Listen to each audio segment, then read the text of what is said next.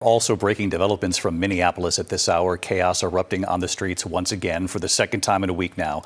A federal officer opening fire. A man wounded. DHS says he fled officers. Protesters clashing with law enforcement afterward. Tonight, the woman seen being pulled from her car. We now hear from her what she says she told ICE agents as they tried to pull her out. And President Trump tonight now threatening to invoke the Insurrection Act, which would allow him to send in the U.S. military. ABC's Faith Abube from Minneapolis again tonight. Who are you protecting? Tonight, new protests in the Twin Cities after the second ICE-involved shooting in Minneapolis in a week. Breaking news. The President of the United States just threatened to deploy the United States military against American citizens in Minneapolis, Minnesota. He posted it on Truth Social less than 12 hours ago. And then his Deputy Attorney General went on social media and called the governor of Minnesota a terrorist, not a political opponent, not someone he disagrees with, a terrorist. And he said, quote, "I'm focused on stopping you from your terrorism by whatever means necessary. This is not a threat. It's a promise," end quote. Let that sink in. The second highest ranking official at the Department of Justice just promised to stop an elected American governor by whatever means necessary. This is happening right now. This is not speculation. This is not pundit opinion. This is documented. It's on the record. And it represents the most dangerous escalation of federal power against American citizens since the civil rights era. Tonight, January 16th, 2026, marks a moment that historians will study for generations. The moment a president threatened military occupation of an American city because its residents protested the killing of one of their own. Remember when I told you that the situation in Minneapolis was going to get worse before it got better? Remember when I said the federal government was treating the city like occupied territory? I wasn't exaggerating. I wasn't being dramatic. Because in the last 72 hours, everything has escalated beyond what anyone predicted. A second person has been shot by federal agents. The president has invoked the Insurrection Act by name. And the Deputy Attorney General has accused elected officials of terrorism. We are in uncharted constitutional territory, and I need you to understand exactly what's happening because this affects you directly. This affects your rights. This affects your city. This affects your children's future. CNN Shimon Prokupez is on the ground for us in Minneapolis. Shimon, we're watching this movement of holding the line. They're retreating. They're advancing. What's going on, Shimon?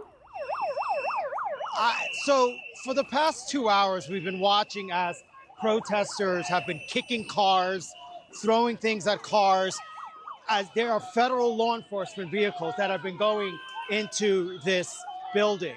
And we have watched, and federal law enforcement has done nothing. And here we go. They're starting to throw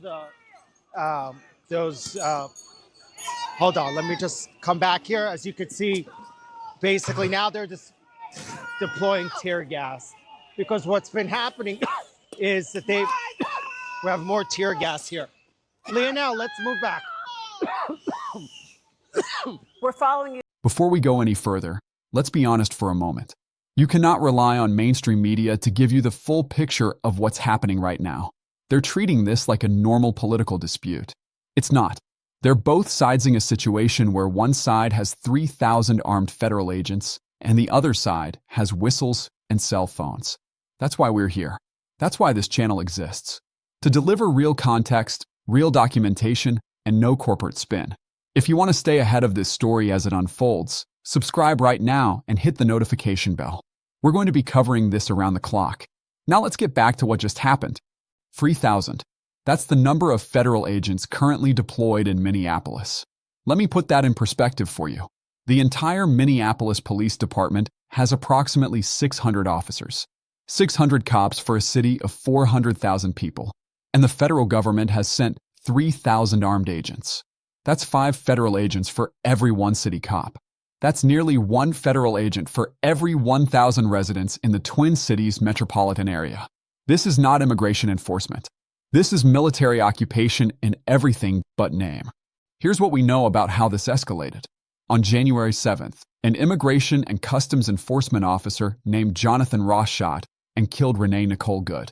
She was 37 years old, American citizen, a mother, a poet who won awards for her writing. She had just dropped her 6-year-old son off at school that morning. She drove to a residential street in South Minneapolis where ICE vehicles had been spotted circling the neighborhood. She was acting as a legal observer. That's a person who documents police and federal agent activity to ensure accountability. It's legal. It's protected by the First Amendment. It's democracy functioning as intended. The government claims she tried to run over agents with her vehicle. They called her a domestic terrorist within hours of her death. But the video evidence tells a completely different story. Multiple witnesses recorded the incident. The footage shows Agent Ross circling Good's vehicle while filming with his cell phone in one hand. It shows him not treating her car as a threat. It shows him casually walking around what the government later claimed was a deadly weapon. And then it shows him firing 3 shots as she tried to drive away. Not toward him, away from him. 1 shot through the windshield, 2 shots through the driver's side window. She died in her car on a residential street in an American city. If you're finding this information valuable, if you think more people need to understand what's really happening, hit that like button right now. I'm serious. When you like this video, the algorithm pushes it to more people. That's how we break through the mainstream media blackout on what's actually going down in Minneapolis. Mayor Jacob Frey saw the video, and his response was something you almost never hear from an elected official. He said, quote, "Having seen the video myself, I want to tell everybody directly that is bullshit," end quote. He was talking about the government's claim that Good was a threat. He told ICE to, quote, "Get the fuck out of Minneapolis," end quote. That's the mayor of a major American city telling federal agents to leave his city. That's how serious this has become. But instead of de-escalating, the federal government escalated. They sent more agents. They increased patrols. They expanded operations. And then, on January 14th, exactly 1 week after Renee Good was killed, another federal agent shot another person. This time, it was a Venezuelan man named Julio Cesar Sosasiles. Agents claim they tried to conduct a traffic stop. They claim he fled and attacked an officer with a snow shovel and broom handle. They shot him in the leg. He survived, but the shooting ignited immediate protests in the neighborhood. Residents who had been terrorized by federal agents for weeks finally reached their breaking point. And that's when Donald Trump made his move. Here's what he posted on Truth Social. Quote, "If the corrupt politicians of Minnesota don't obey the law and stop the professional agitators and insurrectionists from attacking the patriots of ICE, who are only trying to do their job, I will institute the Insurrection Act, which many presidents have done before me, and quickly put an end to the travesty that is taking place in that once great state," end quote. Type insurrection in the comments right now. I want to see how many people understand what that word means. I want to see how many people realize what the president just threatened to do. The Insurrection Act. Let me explain what this is because most Americans have never heard of it. It's a law from 1807. It gives the president power to deploy the United States military domestically, not the National Guard, the actual military, active duty soldiers with rifles. And here's the critical part. Under this law, the president has almost unlimited discretion to determine what constitutes an insurrection. There's no clear definition in the statute. There's no requirement for congressional approval. The president decides there's an insurrection and the military deploys. The last time it was used was 1992 during the Los Angeles riots. Before that, it was used during the Civil Rights era. Only 18 presidents in American history have ever invoked it. And now Donald Trump is threatening to become the 19th. Why does this matter to you personally? Because if the Insurrection Act is invoked, the military can do things that regular law enforcement cannot. They can conduct searches without warrants. They can make arrests. They can detain people indefinitely. They can use lethal force. And they answer only to the president, not to Congress, not to the courts, not to you. If Trump invokes this law, Minneapolis becomes a military zone. And if it works in Minneapolis, it can happen in your city next time there's a protest the president doesn't like. But here's where the story gets even more disturbing. Because what Deputy Attorney General Todd Blanche said goes beyond anything we've heard from a Justice Department official in modern American history. He posted on social media, quote, "Minnesota insurrection is a direct result of a failed governor and a terrible mayor encouraging violence against law enforcement. It's disgusting. Walls and Frey. I'm focused on stopping you from your terrorism by whatever means necessary. This is not a threat. It's a promise," end quote. Read that again. The Deputy Attorney General of the United States just accused an elected governor and mayor of terrorism. He promised to stop them by whatever means necessary. This isn't political rhetoric. This is the language of authoritarian crackdowns. This is the language governments use before they arrest opposition leaders. This is the language that precedes martial law. Governor Tim Walz responded with words every American needs to hear. He said this is no longer about immigration enforcement. He called it, quote, a campaign of organized brutality against the people of Minnesota by our own federal government, end quote. He demanded that Trump and Homeland Security Secretary Kristi Noem end what he called an occupation. An American governor is using the word occupation to describe federal presence in his own state. When's the last time you heard that in this country? The first 100 people who share this video will get access to our exclusive constitutional analysis document breaking down exactly what the Insurrection Act allows and what your rights are if it's invoked. Link is in the description. Minnesota Attorney General Keith Ellison went further. He said Trump triggered the protests by sending thousands of federal agents in the first place. He said there are no legal grounds to invoke the Insurrection Act. And then he made a promise of his own. Quote, if Donald Trump does invoke the Insurrection Act, I'm prepared to challenge that action in court, end quote. That's the state's top law enforcement official saying he will legally fight the president's use of military force against Minnesota citizens. Senator Tina Smith called Trump's threat, quote, declaring war on Minnesota, end quote. Representative Tim Kaine said Trump wants to use the military as his, quote, palace guard, end quote. He said the president is, quote, acting in a lawless way, end quote, and that IC has become, quote, his private police, end quote. These are sitting members of Congress describing their own president as lawless. But here's what mainstream media isn't telling you. The American people are not on Trump's side here. A Yahoo/YouGov poll conducted between January 8th and 12th found that only 27% of Americans believe Renee Good's shooting was justified. 52% said it was not justified. That's nearly twice as many Americans saying the government was wrong. An AP/NORC poll found that 62% of Americans believe Trump is going too far in using presidential power. That's not a partisan number. That's a national consensus that the president is overreaching. Even Joe Rogan, who endorsed Trump in 2024, criticized what's happening.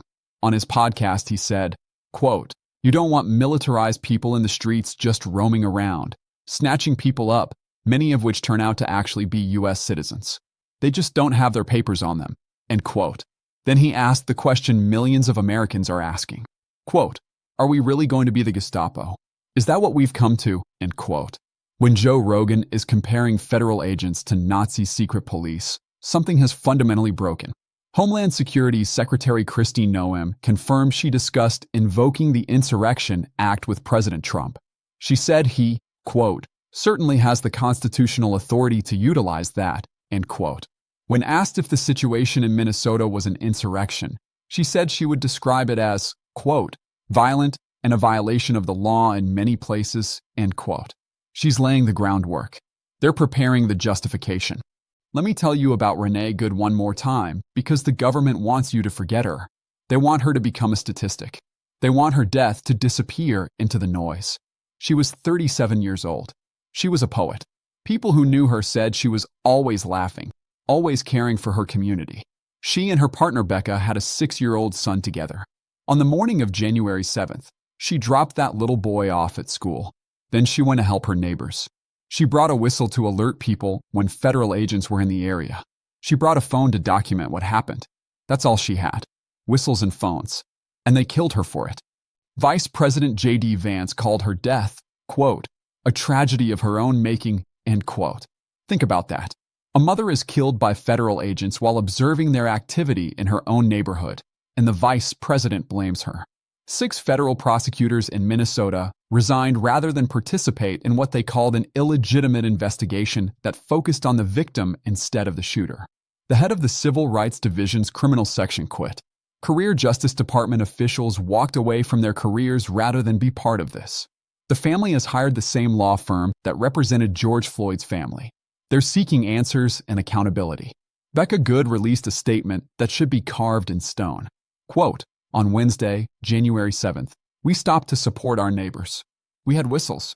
They had guns, and quote, "Here's what I need you to understand about where this goes. Minneapolis is a test case.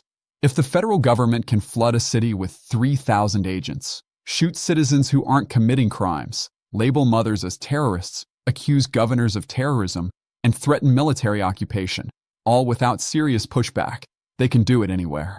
They can do it in Chicago, where Trump already sent the National Guard. They can do it in Portland, where he threatened the Insurrection Act last fall. They can do it in your city the next time there's a protest he doesn't like. The Constitution that protects your right to protest, your right to observe police activity, your right to exist in public spaces without being shot, that Constitution is being tested right now, and it's losing. So what can you do? Call your representatives. Demand they condemn the threat of military force against American citizens. Demand accountability for Renee Good's death. Demand oversight of ICE operations. Vote in the midterms like your freedom depends on it, because it does. Every member of Congress who stays silent while the president threatens to deploy the military against American citizens needs to be voted out. Subscribe to this channel right now. Hit the notification bell. Share this video with everyone you know, because the mainstream media is failing you. They're not covering this with the urgency it deserves. The only way the truth gets out is if people like you refuse to stay silent. Remember these numbers: 3,000 federal agents, 600 city cops, 1 dead American mother, 1 injured immigrant, 0 accountability, 0 justice. Remember this name: Renee Nicole Good, 37 years old, mother, poet. She had whistles. They had guns.